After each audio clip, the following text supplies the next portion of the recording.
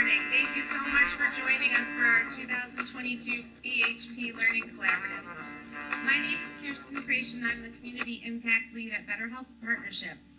It is truly wonderful to be with all of you this morning in person. It has just been wonderful to connect with friends and collaborators, and we are just so happy that you're all here with us this morning.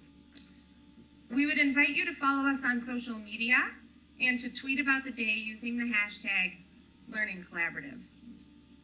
Our first Learning Collaborative was held on September 28, 2007 at the Lewis Stokes Cleveland VA Medical Center, and we have continued learning together ever since then. We are thrilled to have the opportunity to convene with all of you in person again. Our last in-person convening was held in November 2019 at Summit County Public Health in Akron.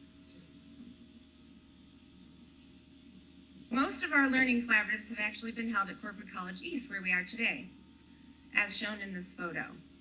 This is our famous group picture, and we will be taking another one today during the lunch hour. If this is your very first learning collaborative, please stand up. All right, amazing. Thank you so much for giving these folks a round of applause. I would like to now thank our Better Health Partnership team, who has been working incredibly hard to bring this event together today, as well as our board of directors for their leadership and stewardship of the organization. Please stand up if you're a member of the Better Health Partnership team or the board of directors. Let's give everyone a round of applause.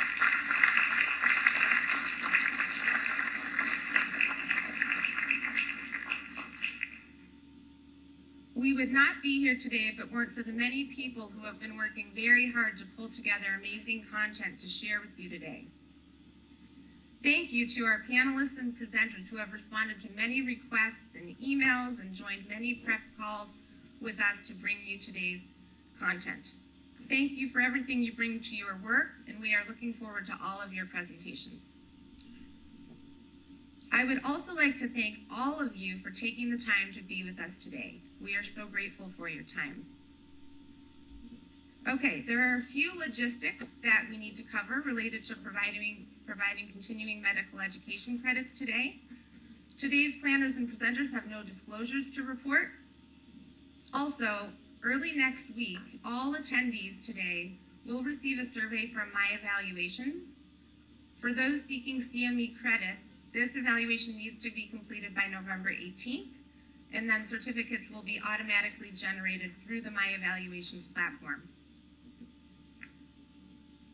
It is now my pleasure to introduce Anita Cook, BHP's board chair and former executive director of the West Side Catholic Center.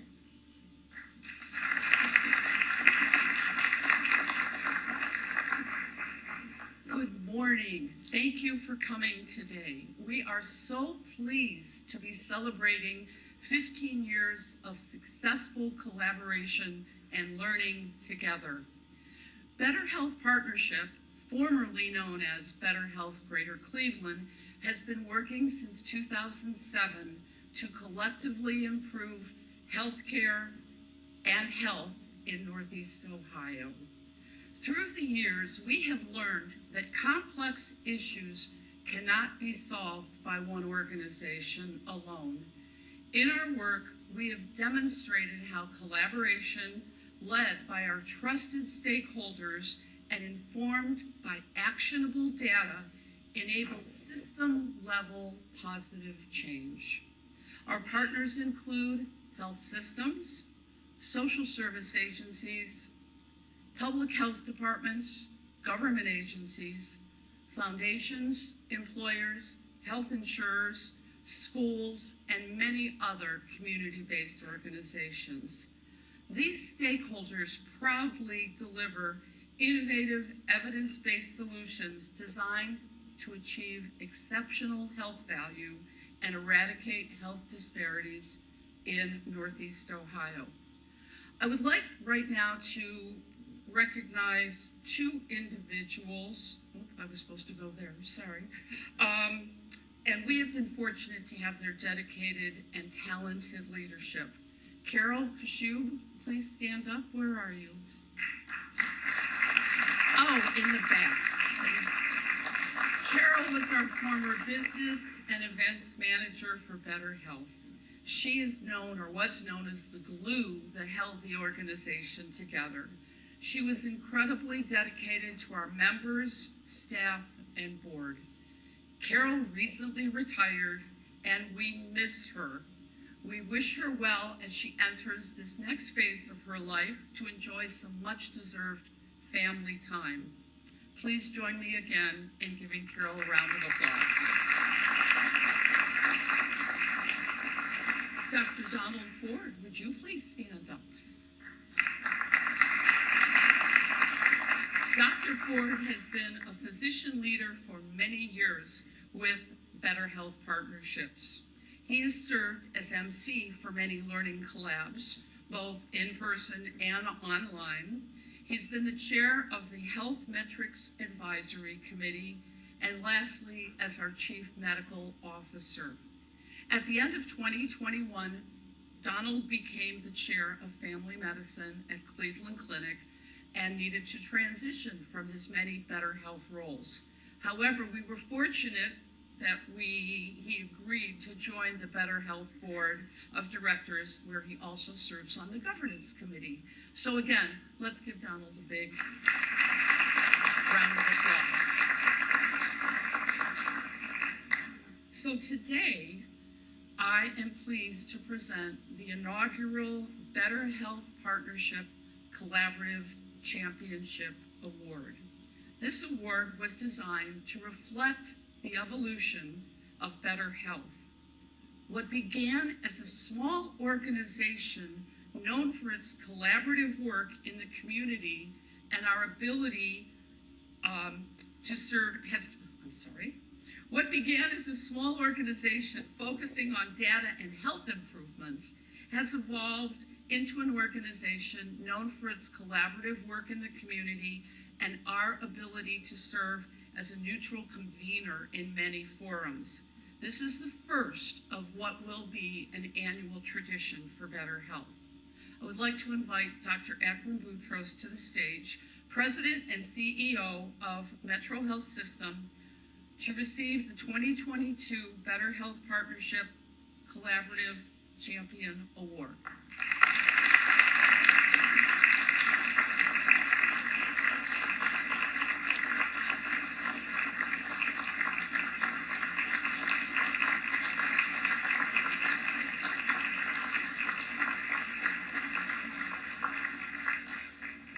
Dr. Boutros, thank you for your generous support of our organization over the past 10 years. Your leadership, mentorship, and friendship have been gifts to the board and staff at Better Health. When you look at this reward, please remember the impact you have had on our organization. You have helped us become who we are today. Let's give another round of applause for Dr. Boutros.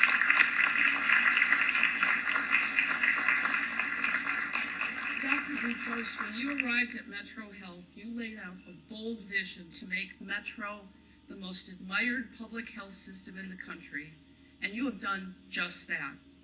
Under your leadership, Metro Health has dramatically expanded access to care, created the Institute for Hope to address persistent social challenges that impact health, and embarked on a $1 billion transformation of the main campus and surrounding neighborhood. This includes 25 acres of green space, making the Metro Health Clinic Center the first hospital in a park in the country. You have accomplished much in your time here. As you leave your role as President and CEO, we look forward to your continued efforts to engage the community in higher levels of collaboration. There are many complex issues to address: public safety, poverty, and structural racism, to name a few areas impacting public health. Please know that Better Health will always support your efforts, and we look forward to working with you to address these challenges. I think now is a good time to share a few words with your audience about your plans for the future.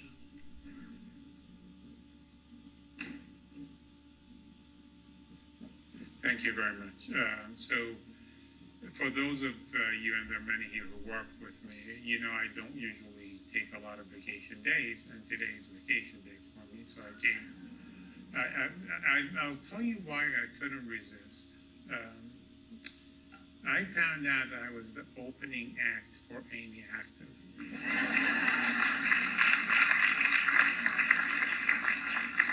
That's like being the opening act for the Rolling Stones. So I'm like, yeah, I'm coming in. So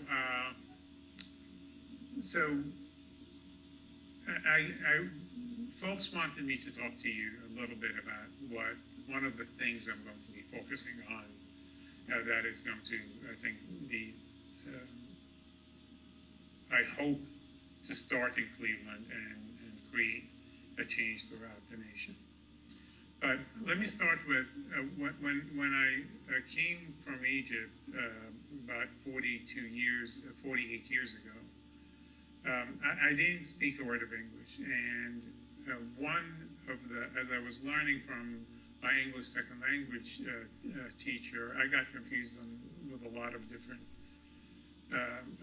words and sayings, and I asked her once, after about a year and a half, I asked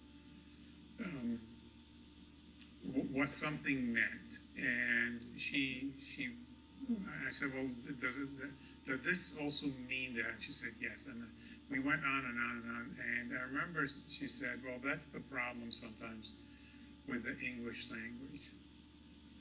When you talk about everything being one type of issue, then nothing is that type of issue. So for me, the reason I'm going to be talking about this is because I've been seeing a lot of things being talked about as a public health crisis, right? So if everything is a public health crisis, then there's nothing that is a public health crisis. And we gotta stop using monikers to capture people's attention. I think we just have to be honest. We have to be honest. When I was asked to lead first year Cleveland, I got really upset about 4 to 5 months into the process when everybody talked about we have an infant mortality issue in Cleveland. I got so mad, and I said, look, it's not an infant mortality issue, it's black babies dying. That's why you need to call it, because that's what's happening. An infant mortality problem sounds so sterile. You have the impact on people's lives is so marked that we shouldn't be trying to save each other's feelings by just saying, putting a moniker on it. So I think that's what needs to happen. And so what I'm going to be focusing on, and what I hope to do within a year, and I know most people think I'm absolutely out of my mind to think this will be done, is to raise $100 million to create the National Center for the Reduction of Gun Violence in Cleveland.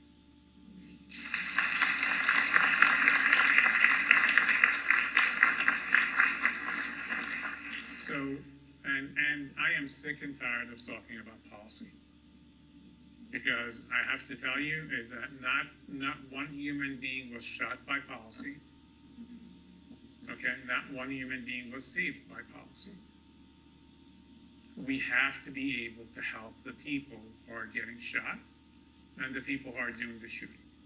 There are human beings, and that's what we need to be able to do. So the idea that I've come up with, and I hope that the folks who committed to me are going to continue that commitment, is that I want 10 organizations in Cleveland, governmental organizations, not-for-profits, health systems, corporations, and I have 6 of them who are verbally committed already to raise $1 million to give this new center $1 million a year for 5 years. That's the commitment. So I have a verbal commitment for $30 million. I want to raise 4 more of those. None of those dollars will be raised from philanthropic causes. We have to be, the people who live here, the people who work here, the people who take care of people here, have to actually make that investment. Because we can't continue to depend on philanthropy. So once we get to $50 million, my challenge will be to go to the philanthropic organization and says, all right, I did it and I don't know what I'm doing. You guys raise $50 million and let's get it. Let's have $100 million committed to this cause. I don't want to be on the board of this center. I don't want to be CEO. I am not the expert in this. I just know it needs to be addressed. And I guess I'm the only idiot who says these things out loud and tries to get them done. So I'm going to try to do that for Cleveland. I'm going to tell you a couple of things that got me to this point. First is that at Metro Health, the average cost of a gunshot wound, you understand this is somebody who gets grazed and goes home from the emergency room, and we have plenty of people who do that, to the person who has a spinal cord injury and for the rest of their life needs support. I'm only talking about the acute episode here. The acute episode of care that Metro Health provides for every gunshot victim costs $55,000 a person. That, to me, is equal for an in-state college education for a human being. Why are we spending money after the fact? Why aren't we helping people before these things happen? So, other statistic is that in Cuyahoga County, 82% of gun homicides happen in 19% of the zip codes. And in about 20% of the actual streets, of those zip codes, I can identify 50% of the victims. So this is not a Cuyahoga County problem. This is specific street by street problem. So I remember, I'm not sure, but I think it was Hillary Clinton who said, it takes a village to raise a child. I'm not sure. I was raised by my mom and dad, and my mom didn't do such a good job, so she gave me to Suzanne, who has been with me since 18 years, and I was 18 years old, and she's been trying to raise me for the past 42 years. I think train me, not raise me. Earlier on, she tried to raise me, and now she's trying to train me. But I absolutely know it takes a village to fail a child. And we have been failing our children in Cleveland, honestly, for over 100 years. When I learned about what the purpose of the Cleveland Foundation was, and I think it was created 105 years ago, and it was the first community foundation in the country, in the world actually, and how much money they poured into doing good things. And I'm not a sentimental guy. So I look at the condition of the people 105 years ago that we were trying to help, and the condition of the people now who we're trying to help. I think it's worse off.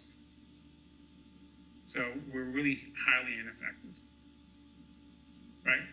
So I think it's going to take individual effort, connections with people, to reduce this issue.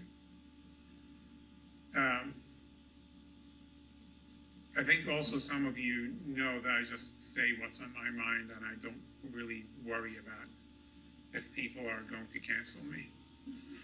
My family tried to cancel me, and they couldn't do it. So here's one of the things that finally made me say I have to do something about it.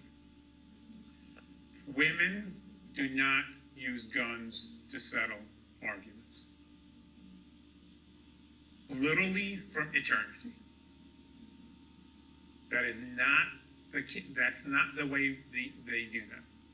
You guys talk a lot more, are meaner to each other psychologically. You do not pick up baseball bats. You do not pick up guns to shoot one another. In the past 2 years, there's been a 300% increase in women being arrested with guns in Cleveland. 300%. The episode that got me to do this is that when our police department arrested 13 to 22-year-olds who came to the emergency room because one of their friends was shot, and all of them were girls. I don't know that we recognize that this is crossing the Rubicon. That this is becoming so normal that people who never used this method to settle arguments or to deal with issues are now finding it acceptable. So we got to do something.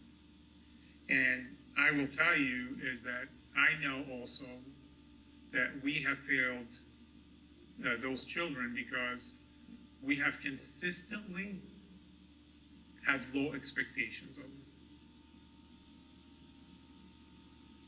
We've said to them, it's okay. Things are terrible. You're not, the future is really hard. Don't worry about it. It is what it is. There's nothing, no one has ever done great things by being told they can't do it. We have to be able to have high expectations of our children.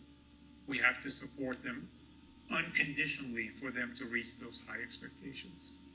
We have to give them options. When we started the first high school in the nation, I'm still the only high school in the nation inside Metro Health. Again, I was told I was nuts. I was told I was nuts by some of my own staff. And they said, what do you want to accomplish? I said, I want to give people a pathway. I said, that's it. That's all I want to do. I would like to be able to help people have a pathway.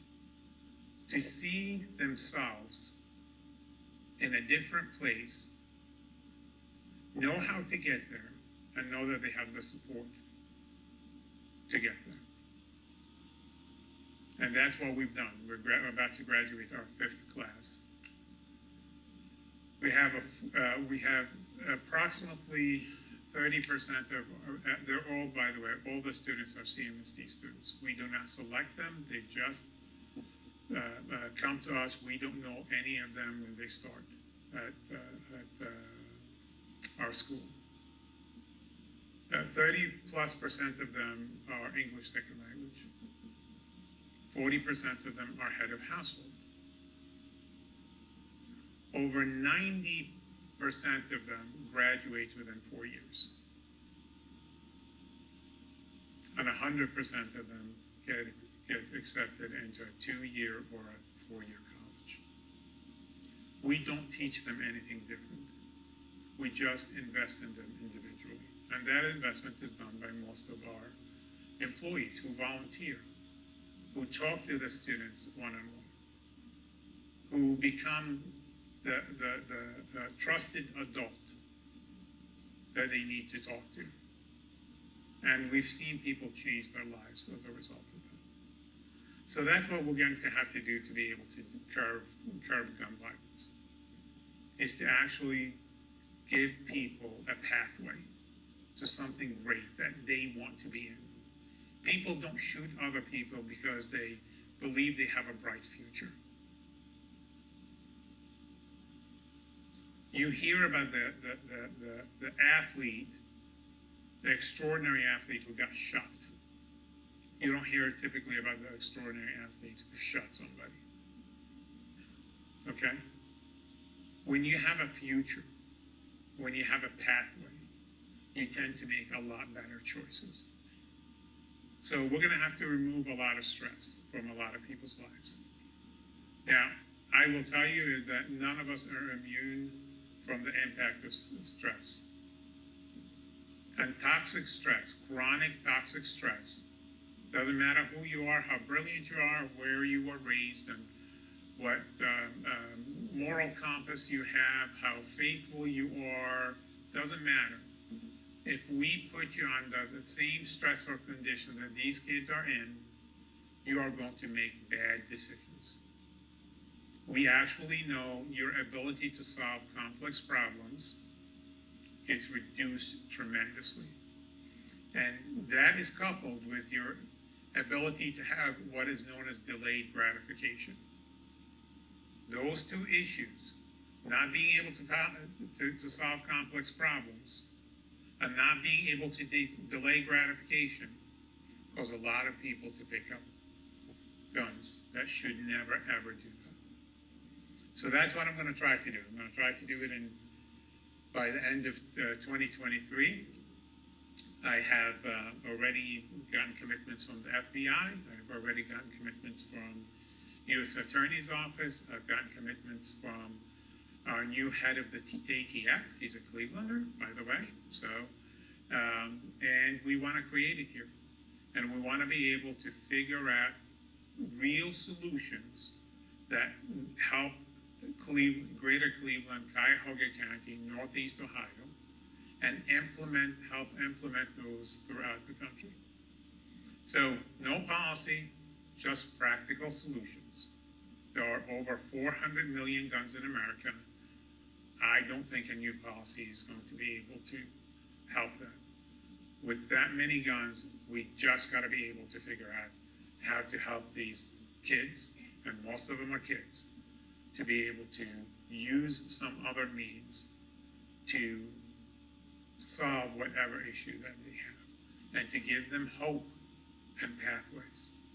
And this really goes with our at least for me, the change we had at Metro Health. We have a new logo.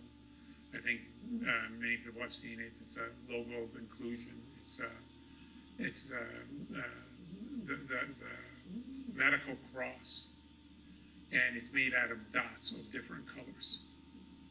Okay, but the new tagline is devoted to hope, health, and humanity. I think we need to, the healthcare systems have done a lot of really good work at focusing on the health part. I think some of us are going to have to focus a lot more on hope and humanity.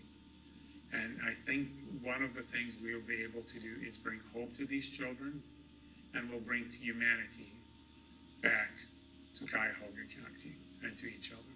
So thank you very much for giving me the opportunity to talk about this.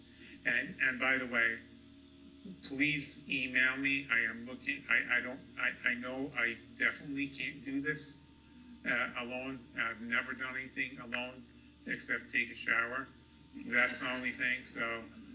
But if you are interested in helping support this, please let me know. I'm going to need a lot of folks who are smarter and wiser than me. I have the tendency to come up with good ideas, but I really need a lot of great people to execute. I remember when I'm looking at Sue Fuhrer, when she was finishing her time at the Stokes VA, and she was the sitting CEO, and I said, hey, I have this idea about this Institute for Hope. She was like, oh, how far along are you? I said, I have this idea with the Institute for Hope. Would you become its president? And over lunch, somehow I convinced her to take the leap, and she's been she and her team have been doing this incredible work that is today is really the most comprehensive approach to social drivers of health in the country. So as you can tell, I just come up with good ideas, and I think I need lots of folks who actually are smarter who can do this. So Amy, you didn't hear me when you were outside, were you? That I'm really on vacation, and the only reason I came is because I'm your opening act. So I had the privilege, and I don't want to introduce her, but I had the privilege of meeting Dr. Amy Acton the day that she and the governor spoke about COVID. They came to Metro Health to tour our infectious disease unit, and they were just talking a lot in one of the side rooms. I'm like, okay, this is not going to be good. They're going to make a big announcement. And I'm supposed to speak after them, and I have no idea what they're going to say, right? So thankfully, I've been reading the newspaper, so I knew a little about it. But since that day, we have become close. We've worked with each other through the entire time at the Department of Health, and she's done a spectacular job, and now I can actually call her a friend. So Amy, you're the only reason I'm here. Thank you very much.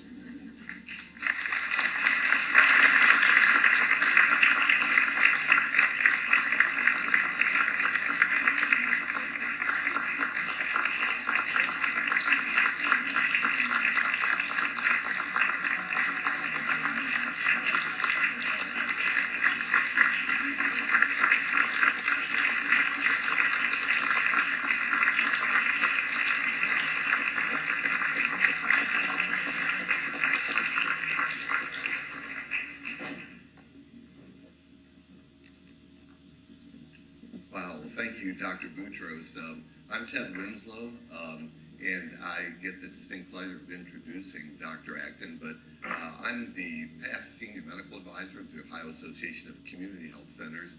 I was the Director of Health with Governor Kasich for 3 years, and then I'm also on the Better Health Partnership Board. So when you're on the board, they put you to work, and so I'm tasked with a really great task this morning, which is introducing Dr. Acton. But I wanted to reflect on Dr. Boutros just for a second. When Dr. Boutros first came to Ohio and decided he was going to lead the Metro Health system forward, he scheduled an appointment with me at the Ohio Department of Health. And I said, wow, that's kind of unusual. And actually for 3 years, nobody else that was the head of any healthcare system ever scheduled an appointment with me. So it was quite unique. So after the meeting, my staff said, what'd you think? And I said, don't bet against him. And I think that he turned out just as well as I had expected he would, and asked for my input on his vision, mission, and his direction he was taking, which had a strong consideration of public health. And you can feel it in what he says, that he's maintaining that commitment to public health in all his work that he does. Well, again, it's my honor now to introduce Dr. Acton, and I'll read a little bit from her bio, but I'd like to get a little more personal if I can. She's a licensed physician in preventive medicine and public health, and has over 30 years experience in executive leadership, philanthropy, public service, of course, teaching and advocacy. Among her many honors, she received the JFK Library Profile in COVID Courage Award, a national level award for her leadership as director of the Ohio Department of Health during the early months of COVID-19 pandemic. And she was also named one of USA Today's Women of the Year, so another national distinction. Her passion is helping to create the community conditions in which all our citizens can lead flourishing lives and contribute to their fullest potential. So optimizing performance of all the people in the community and health of everyone in the community. She's currently president and CEO of Rapid 5, and I'm sure she'll tell you a little bit about that as we work through here, but it's a newly established public-private partnership that's serving Columbus and Central Ohio.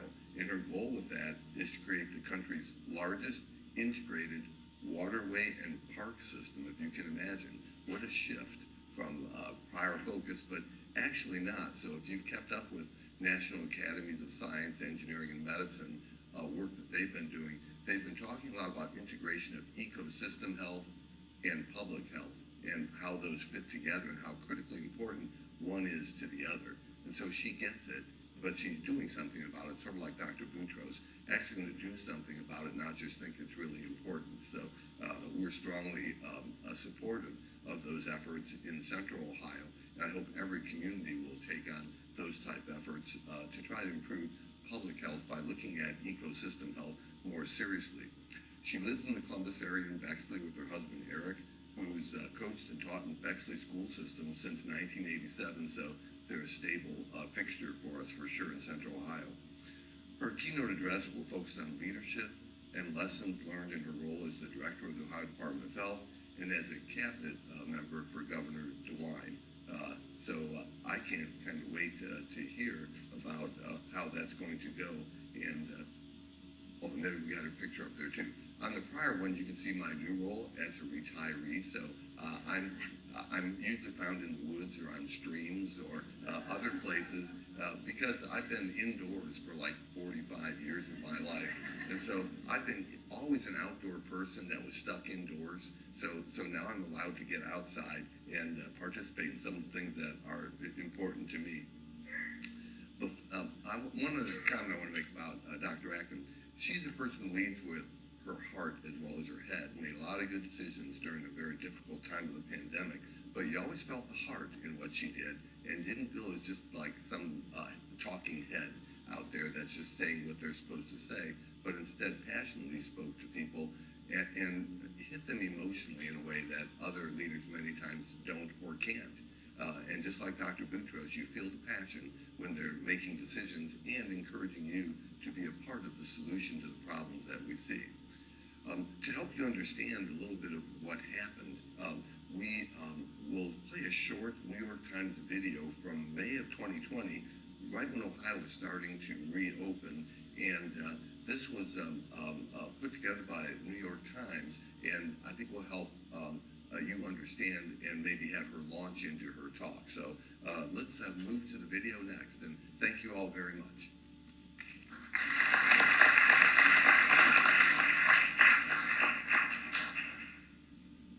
This is no small thing that we are doing together. It is so incredibly hard to shut down our lives the way we have.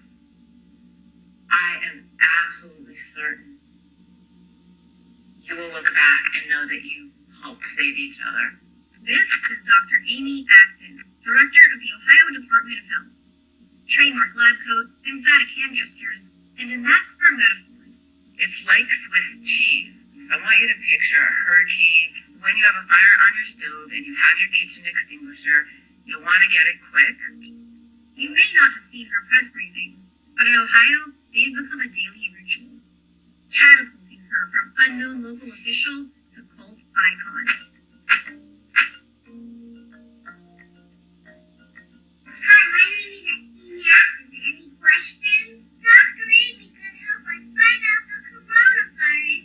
In her youth, Dr. Acton overcame neglect and homelessness on her way to being crowned homecoming queen. And last year, she became the first woman appointed to run Ohio's health department. Under her, Ohio has become a leader in responding to COVID. It declared a state of emergency with just 3 confirmed cases. And it was the first state to shut down schools. Later that same week, some governors were still proudly eating in packed restaurants. And Dr. Acton issued a stay-at-home order affecting more than 11 million people when the death toll was still just 3. So how did Dr. Acton do it? To find out, we watched more than 7 weeks of press briefings, and we noticed themes that, well, let's just say other leaders should pay attention to. First up, she empowers us. Take a look at this clip from the day Dr. Acton issued that stay-at-home order. I don't want you to be afraid. I am not afraid. I am determined.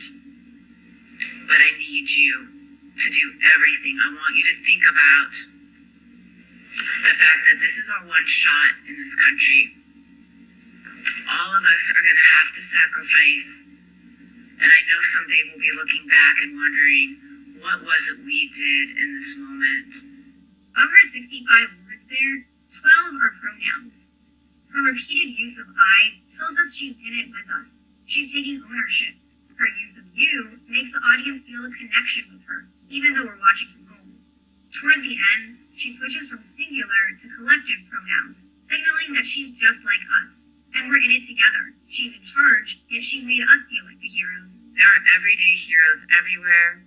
We know that not all heroes wear capes. You're heroic when you stay at home and watch your neighbor who's a nurse's child. I know you're all donning those capes in big ways and small ways. Please help us. Thank you.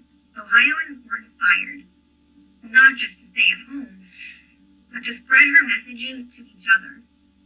Another theme of Dr. Acton's briefings is brutal honesty. And to understand this one, we have to take you back to mid-April. People were getting restless, wondering when things would get back to normal. So I do hope no one at home thinks like it's wide open May 1st, going back to life as normal. The rules have changed and they're not going to be quite the same. Life will be different for quite some time to come, and maybe in some ways that are permanent. She's preparing us for the long haul, even if it's not what we want to hear. It's really hard to hear that, but we are not going back to 6 months ago. That's not the reality we all face. This is something she does a lot, actually. Setting up bad news with a warning. Ohioans, I know that's hard to take. I know that's a hard truth for people because we want there to be a right answer in a right way. I know this is a deep breath we all must take. Dr. Acton's also honest about what she doesn't know. I have to be very clear and transparent with you. All of these numbers are a gross underestimation, and we have no real idea of the prevalence of this infection yet. A lot of leaders just avoid talking about uncertainty, but when Dr. Acton repeatedly says, we don't know, it's actually calming to hear her admit what we all feel deep down, that we just don't have the full story. And finally, Dr. Acton sees vulnerability as a strength. After watching dozens of hours of briefings, there was one word we kept hearing over and over. Please just acknowledge and give a name to what you're going through. Acknowledge it with each other. And so I just want to acknowledge that these are still really tough times. This is wearing on all of us, and I just want to acknowledge that. I just want to acknowledge that all of us are feeling this. It's such an unprecedented time. Hearing Dr. Acton acknowledge our harder emotions forces us to face them head on. Stuffing down fear and sadness just causes more stress and may make us act more selfishly, instead of empathizing with each other. You'll have days when you're anxious, but don't kill yourself over that. Please know and forgive yourself and try again. And take a look at what she does here. Every day I go through stages of grief. I go through, denial. I go through a little anger. I go through a little bargaining. I don't have to wear this. I might not need it. This isn't true. I get a little down. When she tells us she's struggling too, we feel seen and heard and less alone. And maybe that's all any of us want right now. In a pandemic, the words our leaders choose can save lives. As of the end of April, Ohio had reported fewer than 1,000 COVID deaths. By comparison, neighboring Michigan suffered more than 3,000, even though Ohio has a bigger population and had its first case 3 weeks earlier.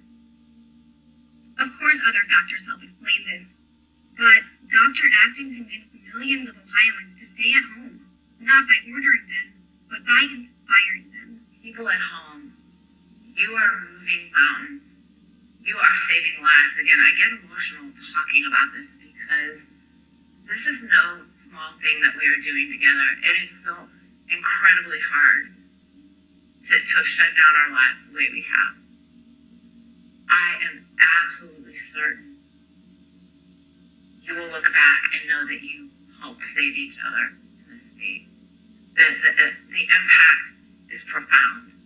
Please at home, don't stop.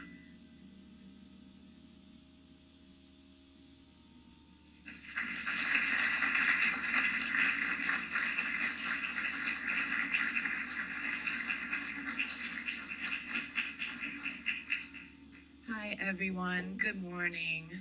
Good morning. Hi. Oh, well, sorry, the quality of that it got off a little bit, but just the gist of that, I can't wait to share with you what all of you did during the pandemic. That was them analyzing what Ohio did, this was May of 2020, and it takes you back. I don't know about you, but whenever I see scenes from that, it's sort of, I know for the people in this room, there might be a little bit of trauma associated with just remembering what it felt like in those moments. And Dr. Boutros was exactly right. It all sort of began at Metro Health. And so first of all, I want to say thank you for having me. Dr. Winslow and I were in the middle of a creek not too long ago, in the middle of a river, cleaning stuff up. He's not kidding. We're trying to heal ourselves. He was an amazing leader of the Ohio Department of Health under Governor Kasich, and people just don't know what kind of job this is. It was an amazing job before a pandemic, but it changes you for a lifetime. And I have to tell you, it was the honor of a lifetime to serve on behalf of Ohioans. It's something that's going to be with me for the rest of my life. And so I want to use this opportunity, first of all, to say that I hope we don't yet take being here all together for granted. That together word is a very important word. It became one of our mottos in Ohio, we're in this together. And those memes saved lives. I really do believe. And it wasn't the actions of a health director or an order, it was the actions of all of us collectively. And together is actually the name of the Surgeon General's book. I just saw him speak this week, Vivek Murthy, our current Surgeon General. And his book really spoke to something Dr. Boutros just said, that it's all about connections. He really believes that all of our epidemics and diseases of despair at the root cause have to do with isolation and loneliness and despair. And that connection, if done well, is the antidote. And I think that no matter what these issues are we're going to talk about, that's always sort of the root cause. So I don't take being here for granted. I want to take you back, if that's okay, and I'll share with you. Maybe a few of you have seen me speak. I do apologize if you hear some of these stories again. But I think it's really important for us to maybe hear some of the background history. Someday I'd like to write a book about all of this. It's going to be a while even for me to process all of what I'm learning, even still. But I want to take you behind the scenes. And I want to start out with that t-shirt you saw, the Not All Heroes Wear Capes. It was March of 2020, and so it's just beginning. I had just returned here to Cleveland. I had been a few weeks before. I ended up being the representative for the whole Midwest of my position. There's one of us in every state and territory, which put me in the White House the last week of February. And if you remember, that was when the stock market crashed for the second time. That got everyone's attention. Fortunately, in Ohio, we began preparing early. And we're seeing the trends of this happening around the world. And I, like you, couldn't understand why it wasn't being named a pandemic yet. I taught global public health for years at Ohio State, but Googled the word pandemic. And I'm like, why is the World Health Organization not saying this word? And ended up with Mick Mulvaney in the White House. Right as Nancy Messonnier from the CDC came out and said, go home and tell your children their lives are going to be disrupted. She got hooked, stage left. And I said to him then, there was a room full of people who have advised multiple presidents, virologists, epidemiologists, and there was one in particular, Dr. Bob Cadlack, who served in that capacity for many presidents. And he had been to the Japanese Princess, the ship where the infection was spreading, and he was just shaking. So you didn't need to say anything at that point, you just knew.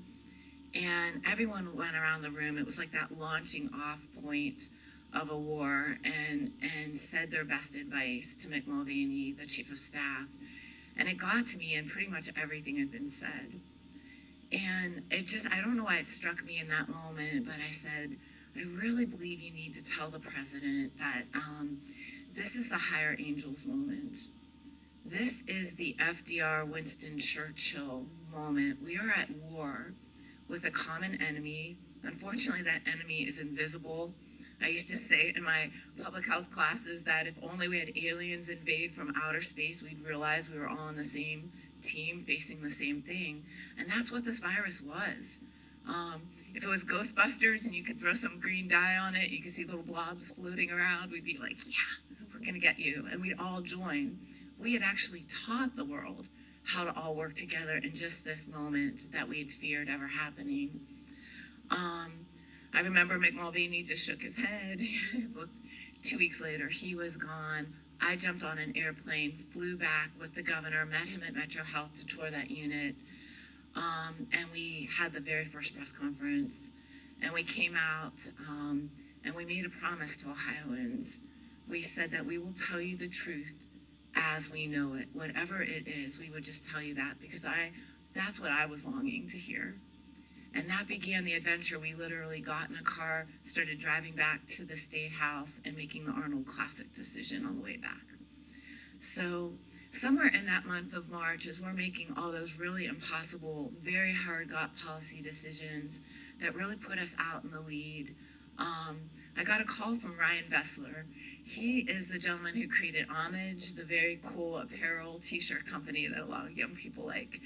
And he said, I want to help. I want to make a t-shirt, a Dr. Amy t-shirt, because you're trending. And I said, and he wanted to do it for youth homelessness, which is something I'm very passionate about. And I said, well, what you have to understand is that you're going to know me for about a week or two. I thought it would just be a week or two. But before this is over, there's not one person who is not going to have to be a leader in some capacity or another. This is going to be a relay race. The baton is going to be passed from person to person, from nurse to superintendent to small business owner to everyone. And that's when he came up with the Not All Heroes Wear Capes. And that became our mantra in Ohio, from little kids getting shots wearing capes to all of us wearing that t-shirt. And it raised hundreds of thousands of dollars for youth homelessness, but became that mantra. And that's what I want to say to you today from that. It isn't an order I wrote. There are not enough orders you could write. And as Dr. Winslow knows, only the director can actually have the signature authority. What we really had to do was ask each and every one of you to reach out and grab somebody near you and pull them up on the life raft. And so that's what our press conferences became. So I want to tell you a little bit, again, I'm an ordinary person. I can't say that enough. Very ordinary person, live in an ordinary house in an ordinary neighborhood. And I just ended up in that moment. But I want you to think about what you would do if you were in that moment. I think we all wonder. You wonder, will I have the courage? Will I, if I'm in a war, what would I do? But I can tell you that being in that moment, all I could think about was there were 11.7 million of us, and I didn't want to lose anyone.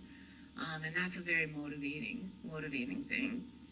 So those qualities, they said, brutal honesty, vulnerability, and empowerment. Now, in years later, as I'm watching leaders of all types, those words really, I think, were an incredible analysis of what I think we're asking for in our leaders. I'd like to say I was super deliberate about that.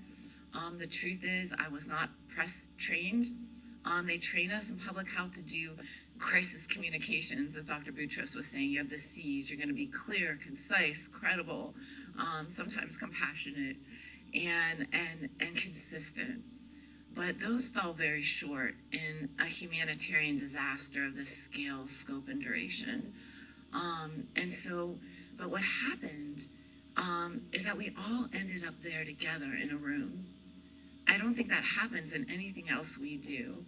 It started with that first press conference, but you couldn't binge watch us, right? You had to come every day. And it was completely unscripted, which is never, ever done in politics. So that really is a testimony to the governor to have created that space for a doctor and a mom, not a politician. I keep saying I'm like the Ted Lasso of politics. I didn't know anyone at the State House the first day I swore in, and they said, you're in 12 lawsuits already, get going. And I'm like, what? As a doctor, what? And that began the adventure. And we did all these amazing things, from have an incredible opiate settlement here in Ohio, where we set aside that money into an endowment, a huge amount of it, for perpetuity. We did tobacco 21, we dealt with Legionella outbreaks, all sorts of things. But it was this moment of hearing one woman's voice at the end of December saying a weird pneumonia is in Wuhan. And I remember driving to the State House, and the traffic's all going in every direction, like every day. And I'm thinking to myself, what are the words you can possibly say to explain what is going to happen in this country? And what people don't know is right after 9/11, George W. Bush was given John Barry's book, The Great Influenza. I've gotten to know John Barry very well now as an author. He's a historian. And they found out that the gravest security risk to this country, not just to put the disease and all the horror that we're still, dealing with aside, the gravest security risk to this country was a pandemic or a biologic weapon. And what it does, they realize, is that it greatly unmoors the world. And we're still unmoored, I would say. We're still in a phase of this pandemic. And we knew very quickly that our supply chains would be completely disrupted. I sat with all the hospital CEOs who I got to know well, and the heads of prisons and nursing homes and homeless shelters. We couldn't get amoxicillin in this country or a cotton swab at times, let alone 3M masks, the little inner layer, could not be made in this country anymore. Some of the blessings that come out of a disruption like that is I think it's an incredible moment for Ohio and the supply chain coming back and us understanding that vulnerability. And then what they realized was that bad actors take advantage of those moments of weakness when people are unmoored. And just like 9/11, I remember that feeling that we all felt for about 4 days. There wasn't a stranger in the world. And I kept thinking about that feeling, and I just thought, how do we create that feeling again? And that's where a lot of the press conferences came from for me. And the second we told the truth, the best people in the world, Michael Lewis has written a book called The Premonition about this. He and I talk about it. We're fighting for a 9/11 style commission to study it. But the scientists who first came out in January were sort of attacked, and they had to go underground. They became something called the Red Dawn. And when we started telling the truth in Ohio, the best people from around the world started calling us. There were other serendipities that happened. I had hired a communications director 4 days before it really hit the fan. It turned out that her brother, Rajiv Venkaya, had gone to medical school with me. I'm from Northeast Ohio. I love this area, as you know. I grew up in Youngstown, went to Neo-UCOM, Neo-Med, and 2 years below me was her brother. He had helped write the pandemic playbook for George W. Bush. I did not know that. She said, my brother, he knows a little bit of something about wastewater and measuring viruses. I'm like, what? And so he took me to Carter Mecker. Carter Mecker's who's written about in The Premonition and all the people who developed the strategies. So make no mistake, what we did together was throw the emergency brake. You never want to have to throttle back the way we did. But the mortality rate in March, if you ended up in the hospital in March of 2020, the mortality rate was somewhere near 25%, I've seen in some studies. For those of you who are bedside, and I know you're in this room, it was a horrible thing to watch. People don't understand how brutal this disease was. And that's put someone on a ventilator and intubate them, which is no fun thing on any given day for someone, and not be able to get enough oxygen in someone is a horrible thing. It's horrible for the patient. It's horrible to witness. By June of 2020, that rate had fallen back down to 5%. So that emergency brake, you never want to pull it, but that bought us the time to begin to learn how to deal with it. What I learned in our pandemic playbook, and why I hope that we have a 9/11 commission, which many of us are fighting for, is that we need to learn how to throttle out of that better. There were plans made. The White House had a plan. The American Enterprise Institute, Scott Gottlieb, very conservative organization, had a plan. The National Governors Association had a plan. In Ohio, we started planning reopening in March of 2020. I put together a team to start thinking about that. But politics took over, as we know, and a lot of that didn't unfold right. But I would also say the plan needs to have a whole new toolkit on what happens in this phase. Because quite honestly, we are still in a phase. And we really are still craving leaders who intentionally help us make meaning and lead through this part. The world is not quite the same. It's not going back in the bottle, the genie. At the same time, in the times of most disruption, we know things can go one way, a bad way. It's also the time you can make changes unlike any other time. It really opens up new innovation. So I can tell you, we did not have the data analysts who could do the numbers I predicted. When I do my job in public health and I knock it out of the park, and I remember telling this to the legislature, you have silent victories. You don't see what we prevent. The kid who didn't die of polio, all those things. That's when I'm doing my job right, which is what makes public health so hard. That's why it's so hard to fund it. We predicted those numbers at the beginning. I ended up gathering something called the Force. It was data analysts from the Cleveland Clinic and universities all over Ohio who could crunch those kinds of numbers. We don't even have in this country data systems that could keep track of this sort of thing that are functioning well. That's one of the things we learned and discovered.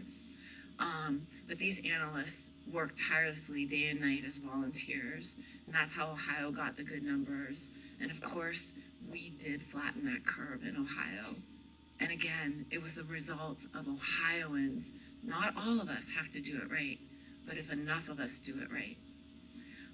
And so my wish is that we have this study and go forward. I want to tell you a little bit about vulnerability. Now, again, I wasn't scripted. I'm not a politician, so I think I just deferred to talking like a doctor or a mom. And one of the things, a Kenyan professor studied the press conferences and said we created this ritualized holding space. We all came together, and that's kind of what we often have to do in healing.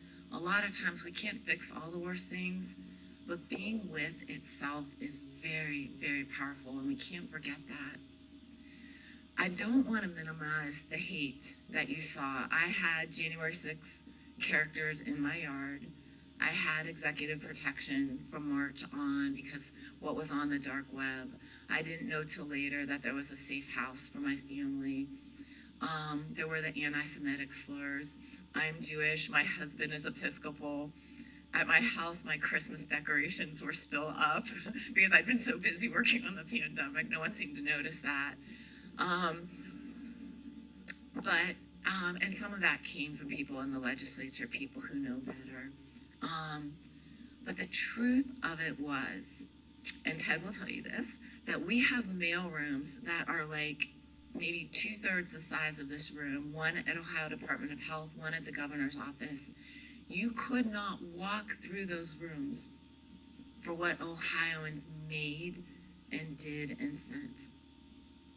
Ohioans started making art, they started making meaning, they started doing things to help one another. I would talk about 6 degrees of Kevin Bacon spread of infection, and there was a giant bacon statue made, 6 foot tall, that was in a Cincinnati office park. I once played or talked about a song I'd seen on Colbert by Michael Stipe from R.E.M., that there's no time for love like now, and got a call from Michael Stipe. And who really was, he had gotten COVID early on. He had gone from New York to Georgia to stay with his family and wanted to do something to make a difference. So people all over the country were watching Ohio. Bonnie Bowen, there started to be the fan club, fan page. And again, I was so busy working behind the scenes with everybody, like doing the emergency response. I wasn't getting to see it all in the beginning. But Bonnie Bowen was 90 some years old, and she did a watercolor every day, documenting the progress of the pandemic, and all these folks followed her. And then somewhere way later in the progress, she got COVID, and people sent like hundreds of thousands of prayer messages to her from Ohio and around the country, and she got better. And again, I've always believed that her doing that kept her alive through that, and what we did back kept her alive. And so these stories went on and on. There were signs that said, act on love, not hate. A play on my last name, which I would never think of. And we started saying, act on love, not hate, kindness, not fear. Kindness is often seen as weakness, big mistake. I call it fierce kindness. Niceness is that superficial thing we all do, where you kind of fake it and you go behind someone's back and give them a little stab, but you're not being real. Part of that brutal honesty, the kindness is this age-old enduring principle in every religion, in every mythology, in every philosophy through time. And what it really is what Dr. Boutros said. It is the humanity. It is the human in me seeing the human in you. And that's what we started saying, that there is a contagion worse than a virus, and that is fear. And what we started to realize is we had to help people fight off fear and find that courage in themselves to help one another. And that doesn't mean you're not afraid. Courage comes from core, which is heart, which just means opening your heart. This pandemic just broke us open. It unmasked things that were already there. But that's also the beginning of our humanity. When I talk to young people, I don't see them as Generation C, which is what I call them in my mind, for COVID. I know they're hurting and they've gone through a lot. I have a lot of faith in this generation. When we were on air, we talked about George Floyd. I talked about his call for his mother. The governor, after a very heated conversation, came out and said racism is a public health issue. We were having our hearts broken open. And I see this generation and foresee for all their courage and the compassion. They're willing to have the hard conversations that we have to have. Kindness is having hard conversations, but holding that space for humanity. And that is the legacy I see. So lastly, I want to just talk for a moment about empowerment. This is not over. We know that. We're still all on board here or there. I have good days.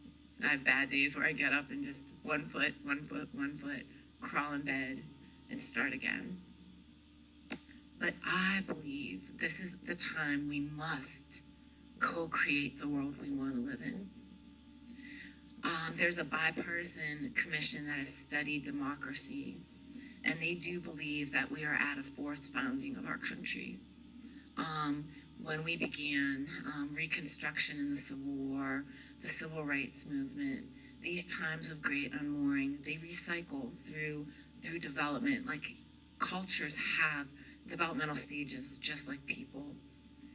And you have to stay alert for this and be intentional, because right in this moment, I believe, is real threat. I mean, as an ordinary person, to pull up that hood and look underneath it and look in the eye some of what I looked into, it's not pretty. We've let a lot of things languish, like our data systems, etc., that we have to fix. But at the same time, the will of our hearts and souls is very, very strong. But we have to do that together. Like, we have to keep pulling each other up on these life rafts, looking for those ideas, like Dr. Boutros said, finding those people we can gather around with. Because right now is the time for co-creation. I believe that this is going to go on like this for a bit. We are going to study this. We are going to make memorials to this. We will mourn, finally. We have lost so much more than we can calculate. The numbers are gross underestimates still. And we're dealing with long COVID and all the cascading consequences. But we will make meaning out of it. And that's what we need from you, the leaders we wish we all had. If I could be in a moment like that as a very ordinary person, I promise you I am. Very normal, all the same human frailties. All of us have those moments when we can't look the other way and we don't know when they're going to find us, when they're just going to grab us and find us. And so I want you to think about this as you go forward. It's been an honor of a lifetime to serve you. When you get lost, try to own it. Try to be honest, which is putting the hard cards on the table. It hurts, but from my childhood, that's what I learned. I could take any crisis when I just know the ground I'm standing on, because that's when you begin to solve the problems. So try to be honest. Find that open-heartedness where you can, but be fierce. Tell that truth, and then look around to who you can empower to go with you. And it's an honor of a lifetime to have served with you. Thank you for all you've done leading, because I know you've all been on those front lines. And I look forward to the conversation ahead. Thank you.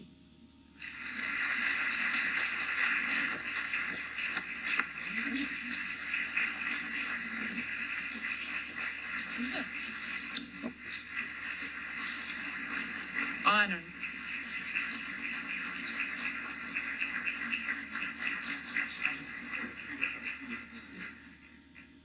Dr. Acton, thank you so much.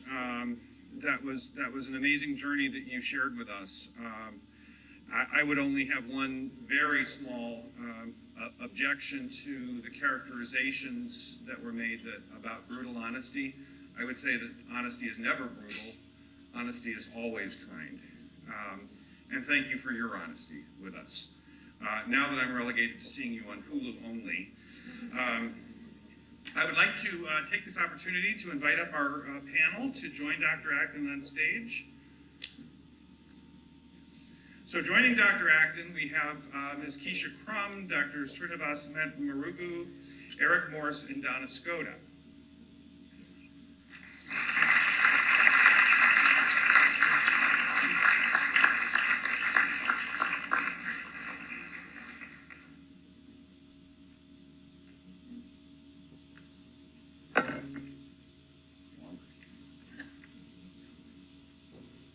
So just as a brief introduction, let me introduce Ms. Keisha Crum, is the Executive Director and Lead Organizer for Greater Cleveland Congregations, which is a nonpartisan community power organization that gives voice and action to social justice issues in Cuyahoga County. Dr. Srinivas Marugu is the Regional Chief Medical Officer for United Healthcare's community and state plans, where he leads efforts geared toward achieving the Institute for Healthcare Improvements quintuple aim. I'll see your 5 and raise you 1. Mr. Eric Morse is the president and CEO of the Centers. He is a Northeast Ohio native with more than 20 years of experience serving leadership roles in the health and human service sector. And Ms. Donna Skoda, our good friend, has served as the Health Commissioner of Summit County Public Health since July of 2015, where she is responsible for the overall management of the health district, including assessment and epidemiology data and information systems and general strategic planning for the health district. And I know that all of you have lived through this pandemic in your own ways. And we did try, as we invited all of you, to see how broad a view we could get of not just healthcare, but healthcare in the community. And I would first open this up to each of you. We'll start with Ms. Crum. If you could give us your view, your involvement in the community, your involvement in the spiritual community with our population. I'd love to hear from you what the experience was, how this related to the health measures that you saw around you. Please. Good morning, everyone. Thank you for that great introduction, and Dr. Acton, thank you for your spirit and your courage. So the Greater Cleveland Congregation, as you heard, is a community-based power organization that's primarily made up of congregations. So we have about 36 congregations that are Jewish, Christian, and then others, we have health institutions that have joined that are really committed to looking at the greater good of our community and how do we, in those moments when we know there's things we should do, and everybody knows that it could be done, but there's not the political will to make it happen, how do we garner ourselves and the power to really push to make those things happen? So in this moment that we were all in, that Dr. Acton laid out in 2020, in the African American community in particular, the death toll was very high, and a lot of our clergy were doing funerals and trying to really figure out, like, how do you bury somebody in a pandemic? When the body died, it was still dangerous, right? The virus didn't go away. And then you had George Floyd on top of that, and I remember we had a conversation of just talking to each other. How are you doing? And people were so just distraught, but they were also like, we got to do something in this moment. And we were hearing about people getting testing. And the people that were able to get testing were millionaires and billionaires. They were not people in our community. And we had people that had to go to work. And so that was really the beginning for us, is like, where's the equity in this moment? And what's the push that we have to make to get testing in our community? And met with County Board of Health and, was receptive. And Metro Health was a great partner in actually doing community testing in 17 African American churches in the community. And that's where we started. But there was another piece to that the big pharmacies who were offering testing were not offering testing in our communities. It was in the excerpt, so that if a person had to go to work and needed testing, taking a bus to get to a place that was 2 hours away is not possible. And so we really called out the medical redlining that was happening in the big pharmacies to say, like, look, we need testing in our community. You can drive down the street past 3 or 4 Walgreens, Rite Aids, and CVS's in the central city of Cleveland, but you couldn't find a place to go get testing. So that was really our first push for equity to get testing in our neighborhoods. So I'll stop there. I have a lot more to say, but You do, and I'm still shaking from hearing the term medical redlining. I know that our involvement through Better Health Partnership actually found that a source to reach the community was through the spiritual community and through your organization in particular. So thank you for that. Thank you for providing a doorway for the healthcare systems to reach out, because there were barriers on both sides. But thank you. Donna, I would love to hear from you. If you'd be so kind as to share your experience. I know that it's particularly in Summit County, one of the aspects that was particularly strong was the involvement of the schools. Any other reactions that you have? Okay, great. Good morning. It's an honor to be here. Thank you for having me. I appreciate it.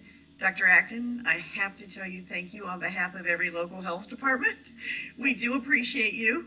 For a short-lived, we were all sad, but we were glad you were there when you were there. So thank you. Yes. Yeah, it was an interesting time. I have to say that when you're in a local health department, and it's very different across the state, local health departments are very different, but we all do the same things. And when you get hit with a pandemic, you're like, okay, we planned for this, but we went through H1N1, we've been through Ebola, we've been through any number of issues. But the problem, I think, was from the community's perspective to some extent, was nobody really understood public health very well. They knew the words.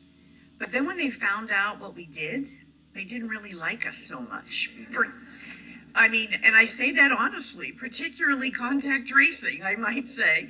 But I have to tell you, that is an age-old strategy that we used. We're using it right now, I'm sure, back at the health department. We are tracking down people who have diseases that we don't want spread. But it became a profession instead of an activity that was done with much integrity. And so that sort of set the stage, I think, for us early on, this response. You mentioned the schools. The schools found themselves in situations that they never thought they would be in. And I have to tell you, we had, in January of 20, had just completed a tabletop exercise around pan flu. And everybody in that room was like, they're not closing schools, forget that. They're never gonna close businesses.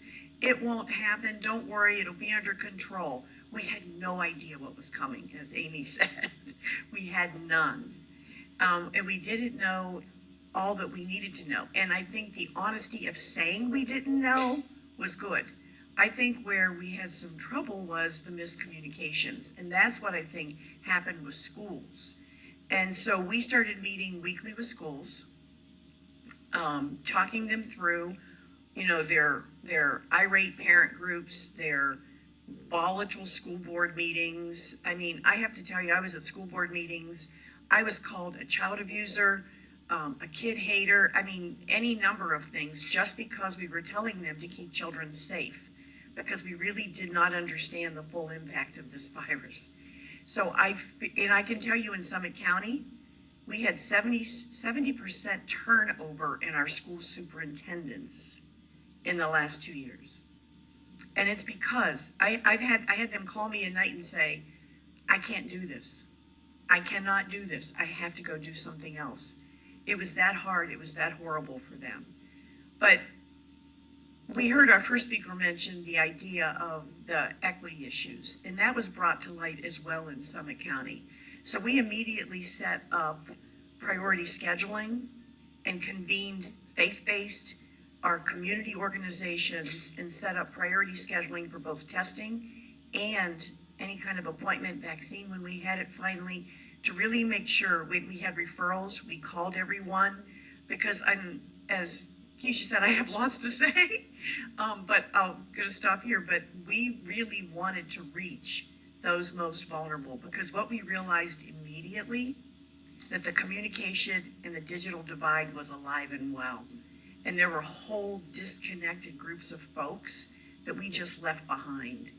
And they had no way to connect for testing, for vaccine, for anything. So I'll stop there and we'll keep going on. Thank you so much.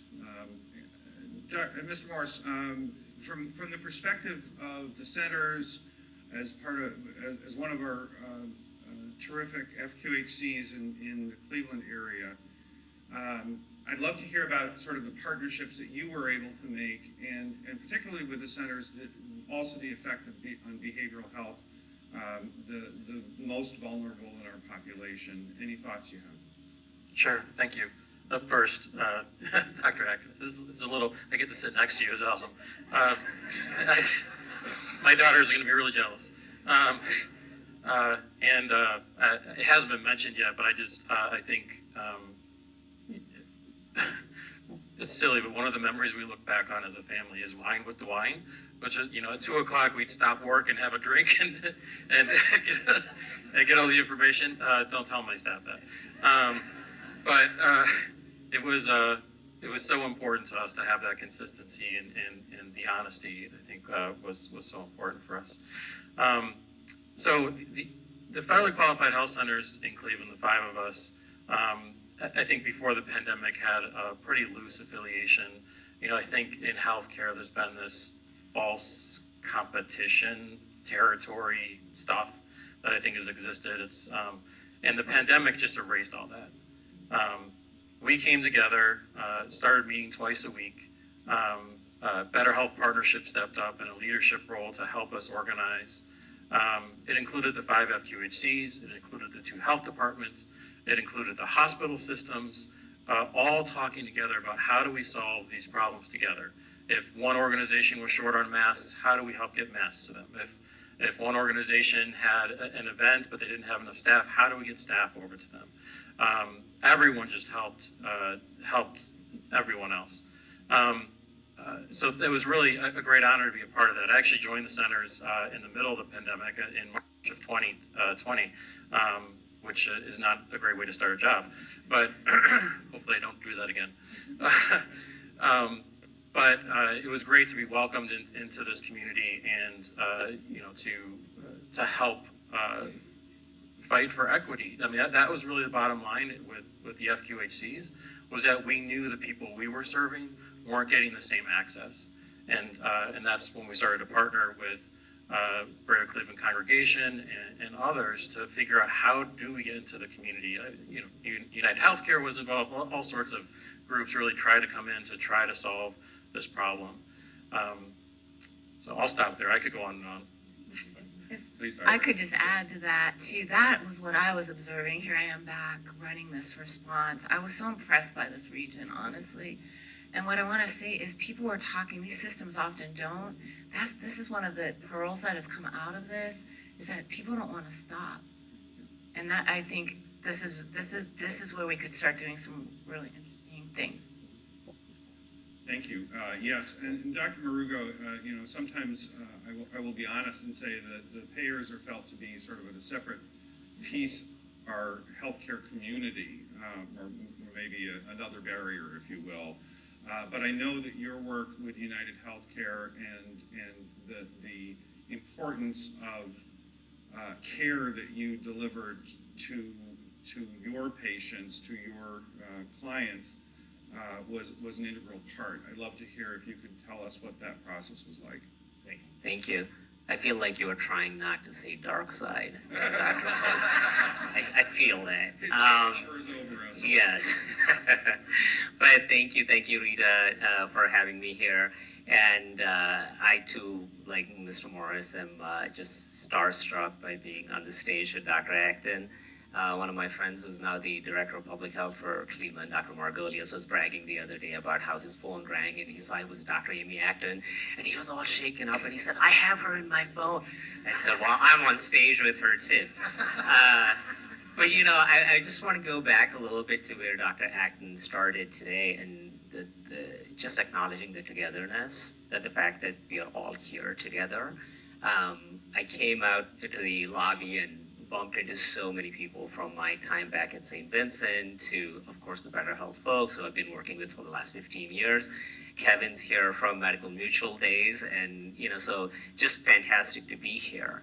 And coming to the pandemic, at the moment this happened, when we started watching things unraveling, every day was a discovery of some other vulnerability in the system.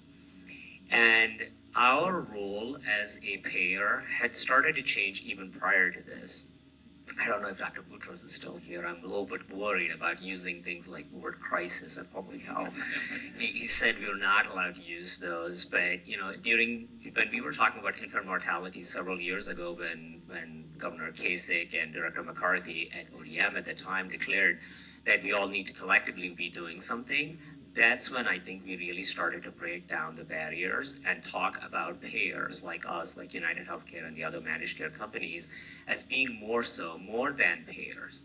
We are part of a ecosystem. We are part of a much larger healthcare delivery system, and we therefore have a role to play in every crisis.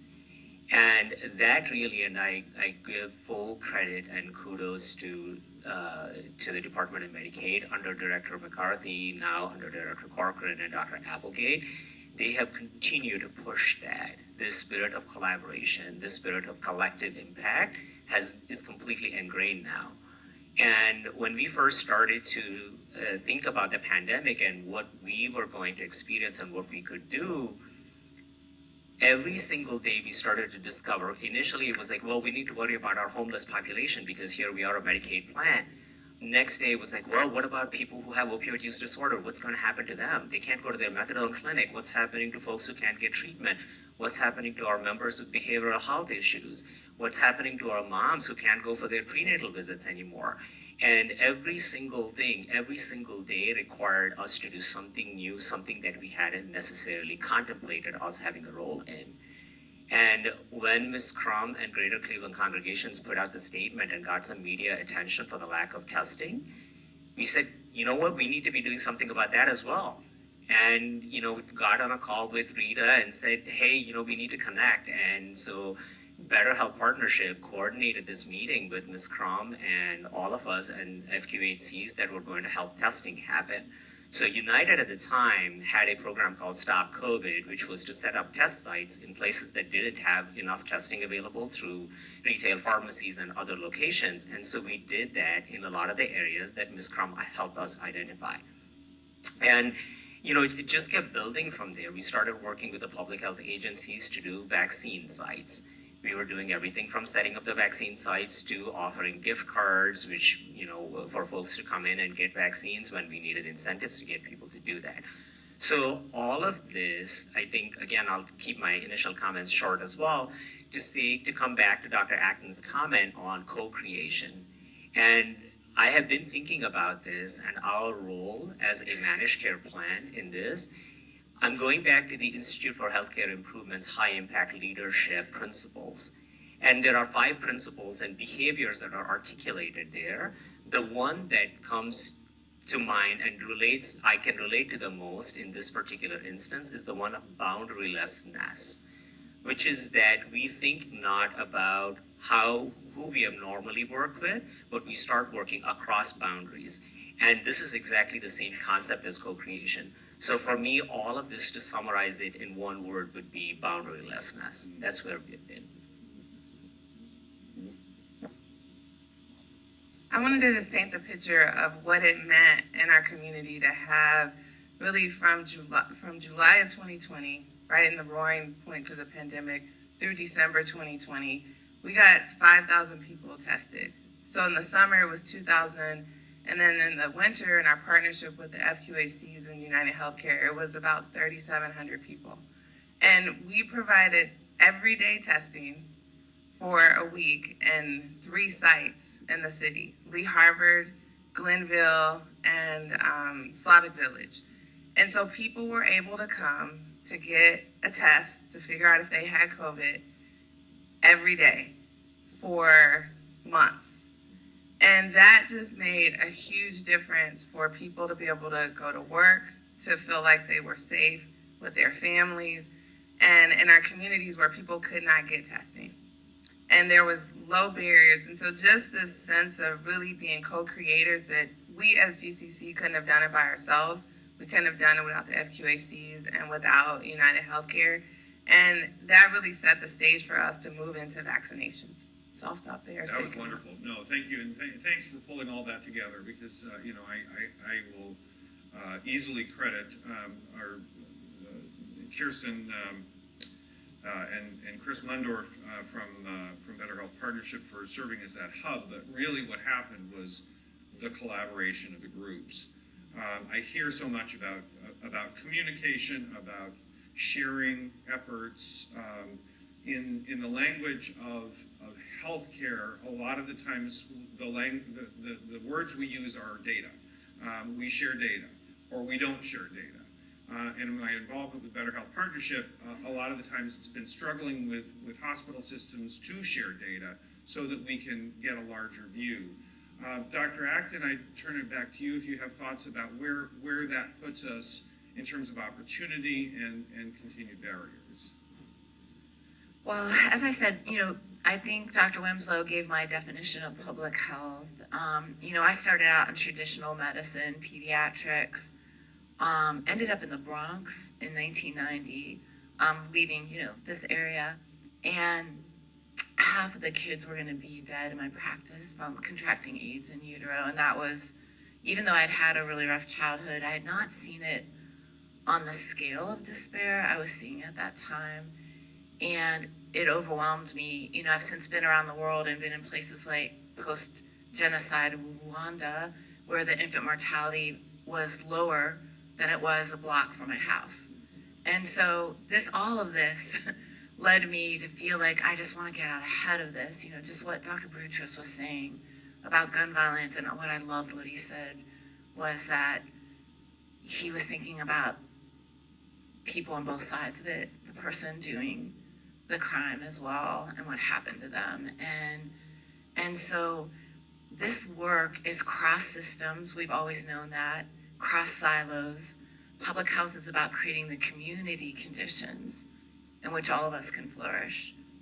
And then when a person has a vital life, again, in my childhood, kids who, I got moved to a new zip code. I basically had a rough childhood. It got so bad, I got removed, plunked in a new school. The kids that were just as smart, just as nice, just as bright, had completely different trajectories, because the odds just get so stacked up against you. So for those of us who do what Dr. Boutros said, and enough good people do enough good things, and for me it was libraries and reading books and knowing life could be different, and kindness of some strangers, and nature was also a place I could escape to. For the luck of so much, I'm here today, and it's our responsibility to work across these systems and not look the other way and figure out how to get these barriers down. They're getting in all our way, and we can do so much better. We can raise this bar higher. Thank you for that. Donna? I would like to add that I think the whole idea of boundaries, and I love that it was mentioned several times, I think the pandemic did really open our eyes, and I feel Now we're at a really critical point because we could all retreat back to our agencies because we're all trying to put the pieces back together again. We're all trying to reboot, recalculate, and redirect, and it's just a thing we shouldn't do. We should maintain these partnerships and friendships. And we had a good relationship with our districts. And for those of you who don't know Summit County well, it's a very collaborative community. You don't have to look far, and you can call somebody on the phone and just ask them, and they'll do it for you. And although there are politics, there is also a lot of collaboration, and it's not nearly as bad as other places. And so we had that advantage, and I don't think now we should go back. We should not forget that we are still going to go and work with all the faith-based leaders, that we're still going to have close relationships with the FQHCs, the school districts, and really try to make sure that stays cross-cutting. Because it would be very easy right now to go back and just say, oh my goodness, I gotta put this place back together again. Because we diverted every single staff we had to something else. I mean, we did 24/7 testing clinics, drive-through clinics, testing, vaccine, every day, all day, fairgrounds, you name it. You guys had, and Cuyahoga County had mass testing sites and vaccine sites. So it's easy, but I think the better thing to do for all of us is to keep these partnerships going and to maintain them. Amen. I think there's a tremendous opportunity at this time. As much as I think a lot of our spirits are taking a deep breath, are we done? Are we not done? We're exhausted. What next? Again, I see the opportunity just in the fact, as a primary care doc, as a family physician, I can go into a chart and I can see where my patients have been vaccinated, when they have been vaccinated. And I never used to be able to do that. It always was only within our system that I could only see what we did. And that was our patient, that was our data, our data point. But now we had to change that. What else do we have to change? What are the other opportunities? I open it up to the panel.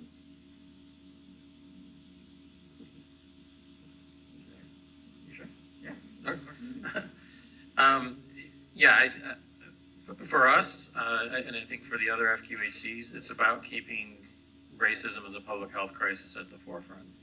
That, it was named 2 years ago, and by and large, the system hasn't changed. And if we keep doing the same thing, we'll get the same results. So we're really looking at how can we work differently to really impact that, and I believe it is a crisis. And it's going to take innovation, but I think we learned things during the pandemic that we're trying to apply, right? We learned about how important access is, that even when the requirement is to take a bus for 15 minutes to go to a hospital versus being able to walk down the street to your church, how much different that changes access. So we're working with Greater Cleveland Congregation to pilot a project called Doc on the Block, which would go back to those old days where we have a doctor assigned to a small, community that really provide that care as people need it and build the relationships, which are really, that's what we learned was most important, is the relationships and the trust. Thank you. I still, in my basement, I have my dad's little black bag, yes. So it sounds like it might be time to bring it out again. Yeah. I'll say maybe a couple of things that I think we ought not to change. And, you alluded to the fact that we now have immunization records available. You said that quickly, but the amount of effort it took to make that immunization data just on the registry available to everyone was monumental. It had to go to the governor's office multiple times. We were involved in those conversations over and over again. It just boggles the mind that such useful, valuable public health data wasn't already being shared widely, and it took so much, and it took a crisis of this proportion to get that out there. And I still see an opportunity for us to share data more openly, and for those of you who are Lord of the Rings sort of fans. I think, I used to equate healthcare entities, and I include everyone from providers to payers to everyone else who's involved in it. We're kind of like the dragons in the Lord of the Rings mythology, in that we sit on these piles of gold and guard them jealously, but we have no use for them. A dragon doesn't wear any gold. But it's kind of like that, and we need to give up that notion that this data is somehow ours, and we need to protect it and guard it at all costs. So that's one thing. The second is, I think, this separation of health and human services and the policy, again, to use one word that Dr. Boutros didn't want us to use today, is that, policy has separated health and human services spending in the United States, and that's been a problem. Here we are talking about social drivers of health, but, if you're not able to commingle the funding sources for that, if you're unable to use one service, if they go into you see a patient, Dr. Ford, and they tell you, I have in a variety of ways, they're telling you that they have food and nutrition insecurity, but you're not in a position to do anything about it, nor am I, as a payer, able to do anything about it, but yet we're going to talk about it as a driver. So I think that policy shift has started to occur, and I certainly hope that that momentum will continue. Thank you for that. I think those are some very important points, and we are collaborating through my employer, certainly with Better Health Partnership in Unite Us as a platform that we can start to have some mutual access to services beyond the clinic walls. I would agree with what you're saying in essence, which is we are in the very, very infancy of understanding how to tackle the social determinants of health, but we can't let those frustrations stop us from doing this important journey. Just as Eric,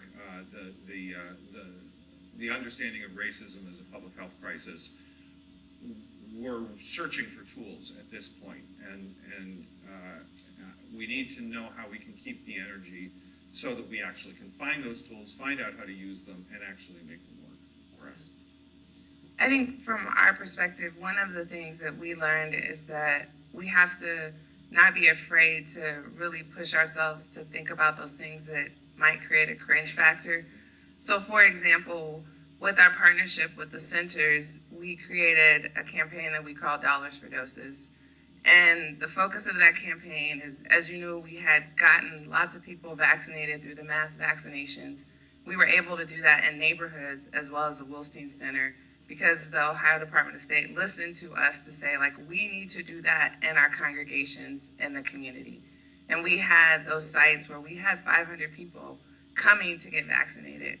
And after that kind of, big wave, happened, it went way down. And we started to really see in communities where our congregations are, that people were just not getting vaccinated. So our African-American congregation said, okay, we're gonna take $5,000 of our own money, and we're gonna test out an idea that if we incentivize people with cash to come and get vaccinated, will we be able to get people vaccinated that just weren't gonna do it? Because we had done some clinics with the centers where we had 13 people come, right? They had their staff there. And so we tried this out August of 2021, I think it was, yes. And we had 85 people come within a couple hours to get vaccinated. And so we were like, this is interesting. Because a part of what we heard when we were out knocking doors is that people were going to get plasma to get rent, to pay for their public housing portion of their part. And so we understood that in our communities, particularly in that population that had not been coming to get vaccinated, that the economics were really important. And so we were then able to scale up in partnership with the centers, with United Healthcare, because they were a huge partner. And we took our own money and invested in a cash incentive where we were able to get about 3,700 people that were not going to get vaccinated.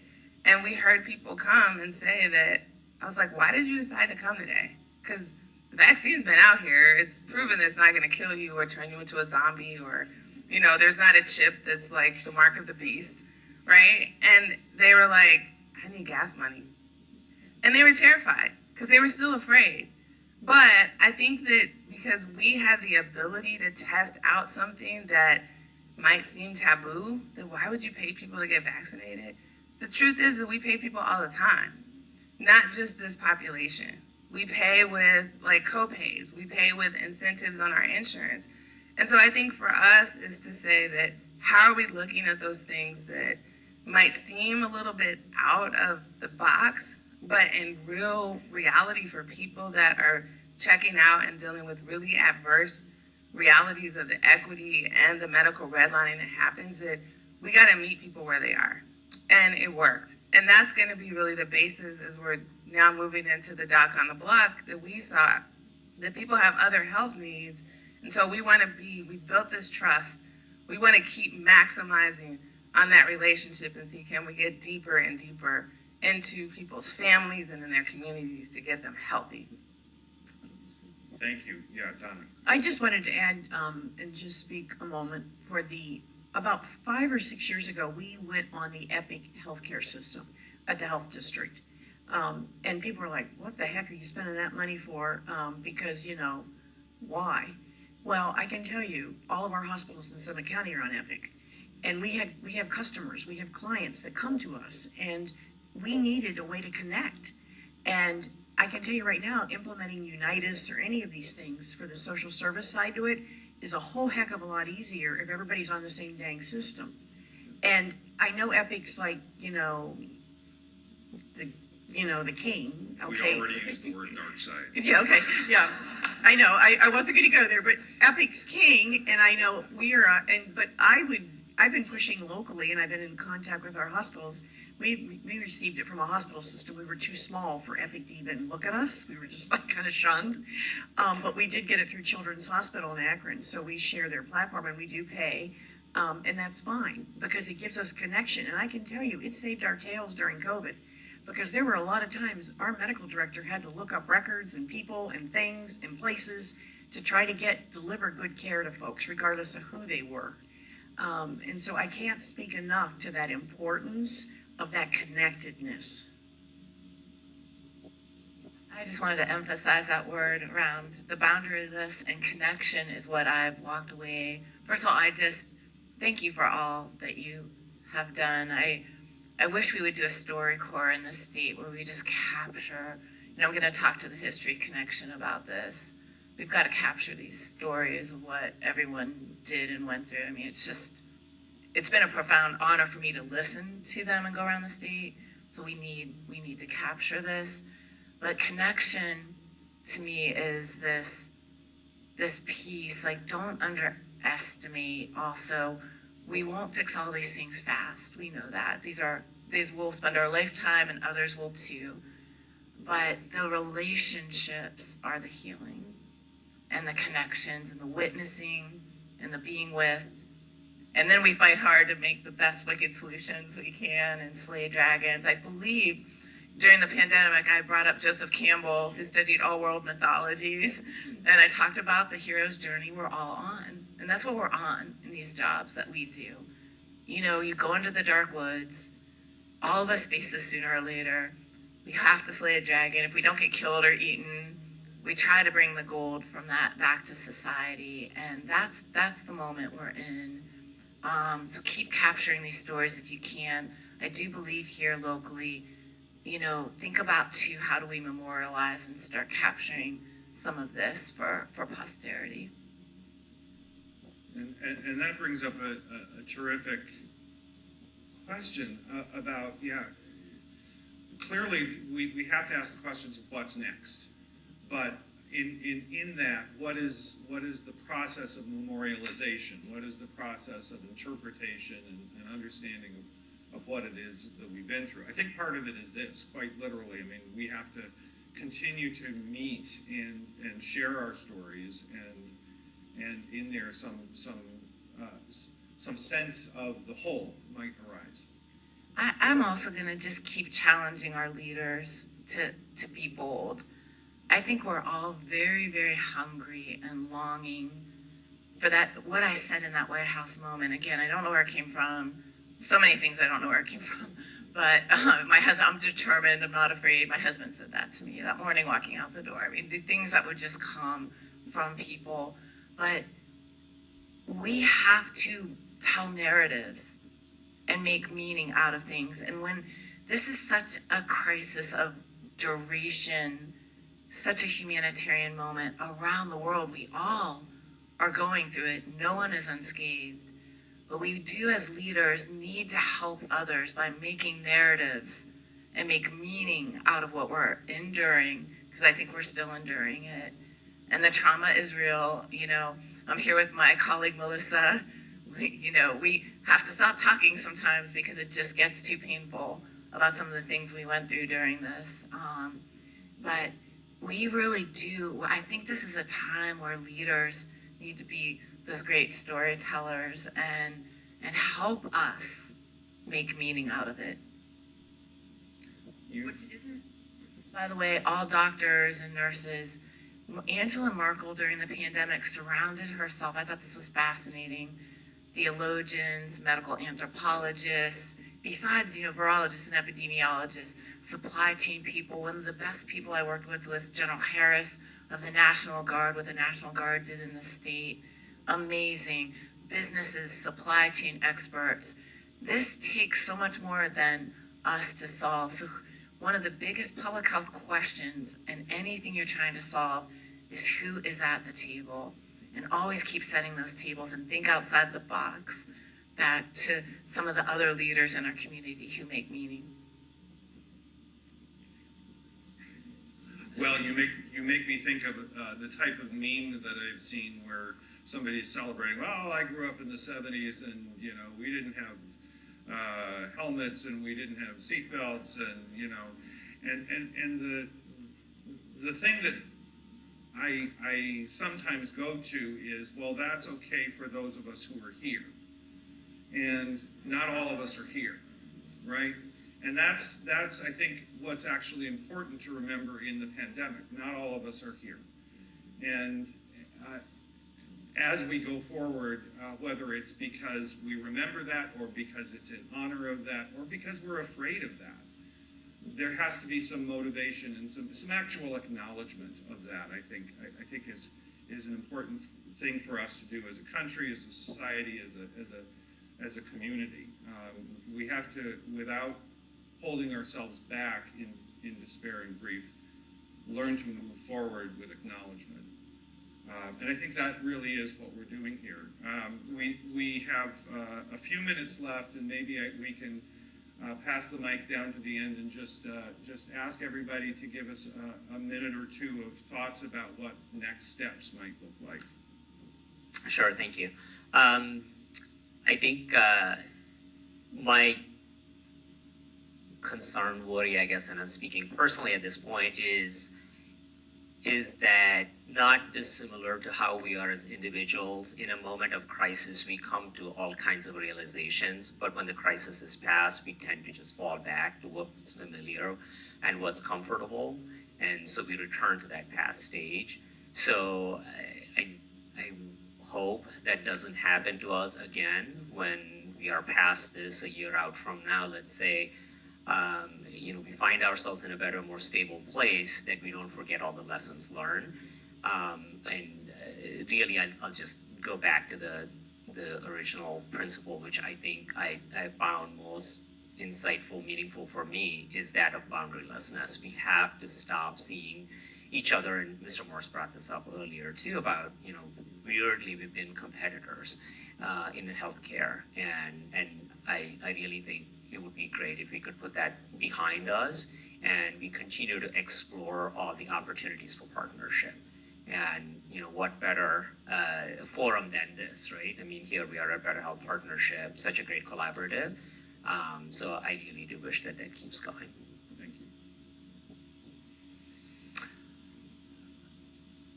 I think what I'd like to say is that we need to keep the urgency that we had during the pandemic. And I know that we're tired, but the work's not done. We're talking a lot at our organization about pioneering, that it's to solve these problems, whether it's racism as a public health crisis or the opiate epidemic or this, suicide rates, which are all things we're trying to work on. We can't just innovate. It's not changing, minor things of what we're doing today. It's about finding something new, and pioneering it. And when you're pioneers, right, you don't go alone. You have to do it as a group because you're all interdependent on each other as you try to discover and co-create whatever those new solutions are. And they're things that we haven't thought of yet, but we have to keep striving for them. I think we're gonna have to find some more metaphors too. So sorry for hitting you over the head with Swiss cheese and fires on stoves, but even racism as a public health issue. There was a famous press conference I wasn't on. Before the press conference, we came out with that statement because I knew I couldn't look a reporter in the eye and not say what I'd taught for so many years. But people don't understand what that means. Maybe that is what Dr. Bouchis was saying about hitting people with slogans. You have to really, it took a lot of time in my classrooms to talk about cortisol levels and just all this reason of how what you're experiencing gets under your skin for all of us and how that starts to change the trajectory of your health over time. And so I think we're gonna have to help get people there in the least polarizing ways we can, and the polarization will continue, and the intentional miscommunication, because I, again, wanna say these things were, there ultimately was an order I couldn't sign, and because I knew I had to sleep at night, and, the person pushing it was removed from office by FBI agents 2 weeks later. And, so there are just moments you're gonna face that are gonna continue to be hard.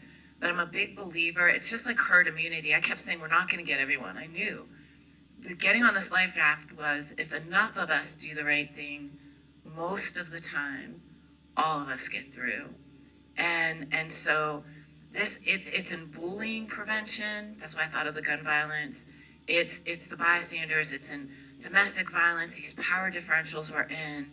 But if enough of us kind of try to hold that space and bridge those gaps, and often with our words, then all of us have a chance of getting through.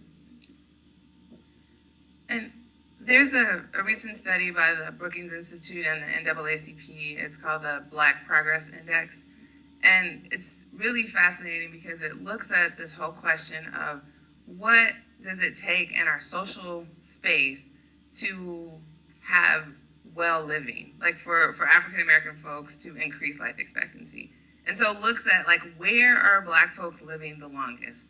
And then what are those factors in that and the social landscape that lead to life expectancy?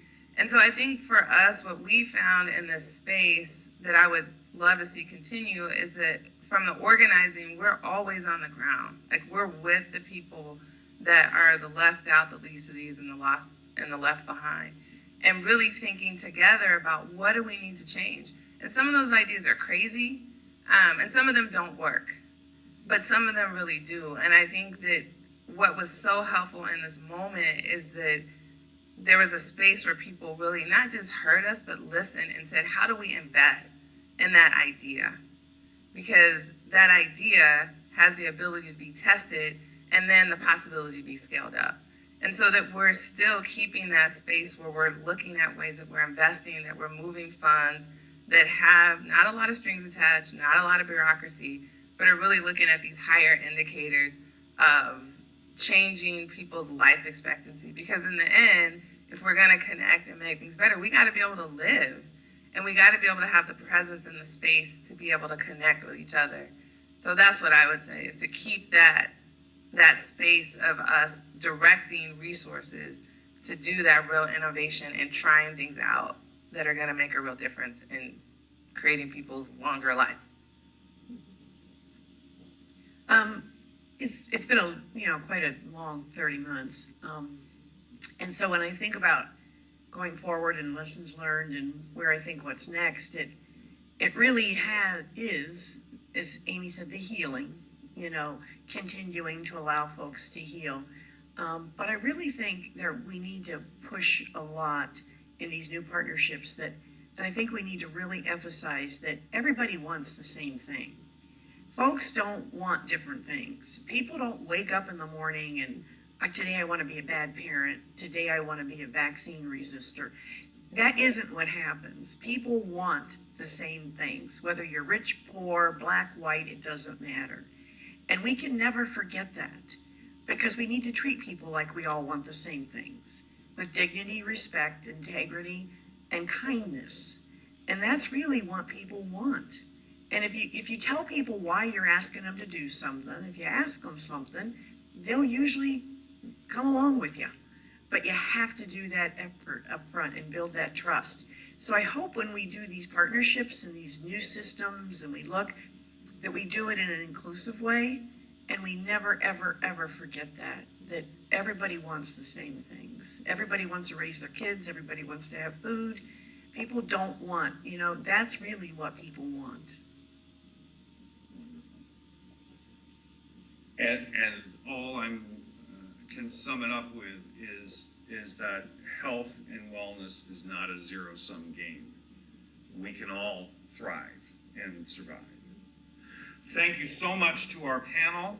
Keisha Crum, Eric Norse, Donna Skoda, Srinivas Marigu. Please give them a warm round of applause.